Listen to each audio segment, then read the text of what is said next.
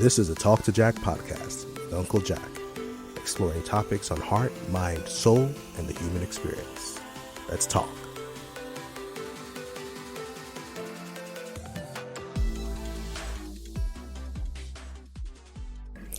Hello, everyone. Welcome to another episode of the Talk2Jack podcast. I'm your host, UnkuJack, and I hope everyone is doing great today. I hope you're all having a wonderful day, week, month. I hope your year is amazing. My year has been actually great for a lot of different reasons. I found a certain gear this year that's just been something else. I guess maybe I'll take an episode at some point and talk about it, but I made a lot of significant changes in my life this year, a lot of things that I decided to do differently. And I'll share those things that I did with you because the results have been absolutely amazing. But today I want to talk about something a little niche, but bear with me, as always. So as a kid, I wanted to be a pilot. After I wanted to be an astronaut and a chemical engineer. Never wanted to be a doctor. Didn't like blood that much, no. But I wanted to be advertising executive at some point. And I wanted to be a therapist, a psychologist, which I think is more in line with what I'm doing these days, coaching and counseling people. But I wanted to be a pilot first. Well, after astronaut. I wanted to be an astronaut first, and then I wanted to be a pilot. And why am I talking about that now? Because I remember that dream got killed very quickly. And it wasn't from me. It was, I had an uncle who unfortunately passed away in the chair of a plane a long time ago, before I was born. And the tragedy was so huge for my family that, the moment I mentioned once at the family gathering that I wanted to be a pilot, there was a resounding hell no from all parties concerned. And it was such a strong no. I guess I was very impressionable at the time, and I just kind of like, oh, sorry I mentioned it. Okay, I'll find something else to do. But deep down inside, I've always had a passion for aviation and aviation-related things. I remember in uni spending a lot of time in on Microsoft Flight Simulator, and a lot of hours. And every chance I had since then, combat games and flight games and simulators and things like that, because I just love the idea of being a pilot. I got a chance to fly once, thanks to my friend Jen back in the day. Hey, Jen, thank you. That was an experience, I tell you.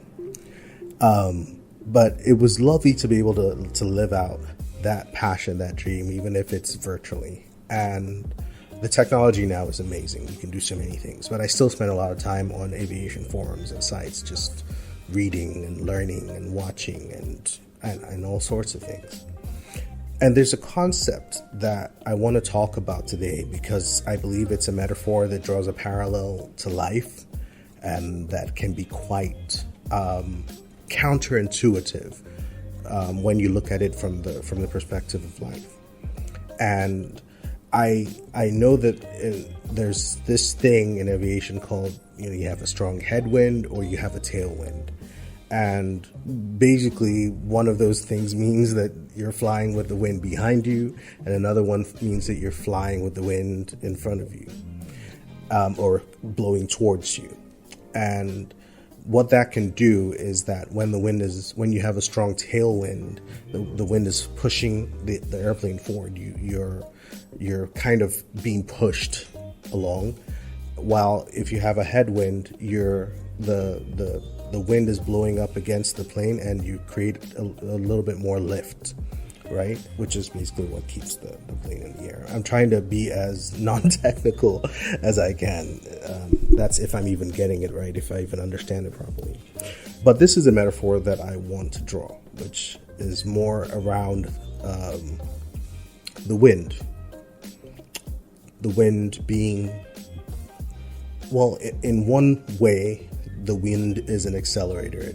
If you have the wind to your back and you're moving forward, it will push you. You will move faster. You will move with less effort forward.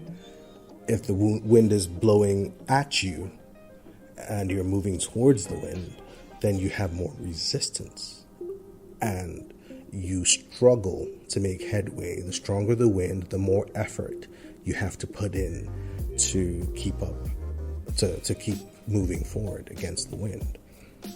And I found that in the aviation context, when it comes to planes, I'd always thought that a tailwind was best, because if you have the wind pushing the plane, then you're using less energy and you're able to fly faster and you're getting where you want to go faster, which is probably true to a certain extent. But it's counterproductive when you're trying to land, because what you want to be in control of the aircraft. You want the plane to stay up for as long as you want it to stay up until you want it to come down. You don't want a situation where the wind is pushing you down faster than you want to come, or it's pushing you forward and you're out of control. And so having a headwind is favorable when you're coming in for a landing, because you generate more lift, and so you can control your descent better. And, of course, anything in an extreme is bad. But the concept in life is that we tend to give resistance a bad rap. We tend to see things that cause us to struggle, or that cause us to perceive that we're struggling, a bad rap. We tend to see those things as counterproductive for us. We tend to see them as wrong for us. They're working against us. These forces are trying to stop us from progressing forward. But life can be funny sometimes. If you went into a gym and you grabbed something and you started lifting it on your own, no resistance whatsoever, that's not really a workout. You're not going to build any muscle because there's no resistance. There's nothing to force your muscles to activate. There's nothing to force your muscles to build strength. And it's the same thing in life. If you went through life with a tailwind, just coasting, you're not really in control. You're just being pushed along. You're not building anything. You're not gaining anything. You're just at the mercy of the wind. You're just flowing, just going with the flow, not even in a good way, just going, just being pushed along, out of control. And it's the most dangerous kind of out of control, because it's the kind of out of control where you feel like you are in control. And everything's just easy. No resistance, no hills, no valleys, no peaks, no trials, just coast. And I've used this analogy before, but if you look at a heart monitor and how it moves, how the heart monitor, the EKG machine just moves, and how the needle just moves up and down. And the fact that it moves like that just shows that there's life. It's up and down, and it's high and it's low, and it's just, on that journey as it travels, it's just movement, up, down, highs, lows, and that's a sign of life. And the moment that needle is just steady across, that's death. That's nothing. There's no life. So your challenges, your struggles, the resistance that you face in the pursuit of being who you need to be, who you want to be, the things that you struggle with, the things that you battle through sometimes, they're there to build you, to build muscle, to build character.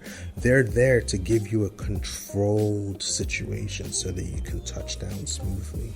They are there to give you your headwind. They're there to give you control. They're there to give you character, to give you strength. They're there to help you build muscle.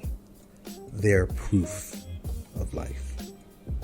So I'm not saying that we should all go out looking for trouble or looking for bad situations, or if our lives are okay and they're easy right now, that we should go looking for chaos and anarchy. I'm not saying that at all. No, I'm saying that when you do find yourself in negative situations, when you find yourself facing resistance, do not despise it exclusively. Look for the benefits, look for the lessons, look at it as an opportunity in those moments to build muscle, because you're already in the situation anyway. You didn't go looking for it. It came at you. Come at me, bro. It came at you.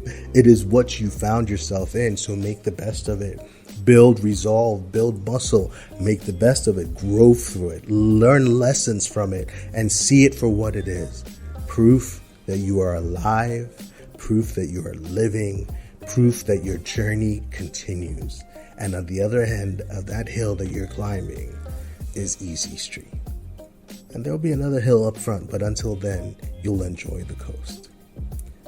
Anyway, that's my lesson for today. I hope it wasn't too convoluted. I can get that way sometimes. My brain can get up there, just, hey, that happens sometimes. But I do hope that you're able to find some meaning in some of the things I've said today, and that you will not see every challenge that you face as something to destroy you, but that sometimes it's just there to prove that you are alive and well. That's my topic for today. I hope you found that interesting. Please don't forget to like, share, and subscribe. Follow us on social media at UnkuJack. That's at UnkuJack on all social media platforms, on YouTube, Instagram, Twitter, Facebook. Our website is jackandi.com. That's jackandi.com. Stay safe, everyone. Be great. Go get this life thing. You got it. And as always, be inspired. This has been the Talk2Jack podcast with UnkuJack. Tune in next time for another episode.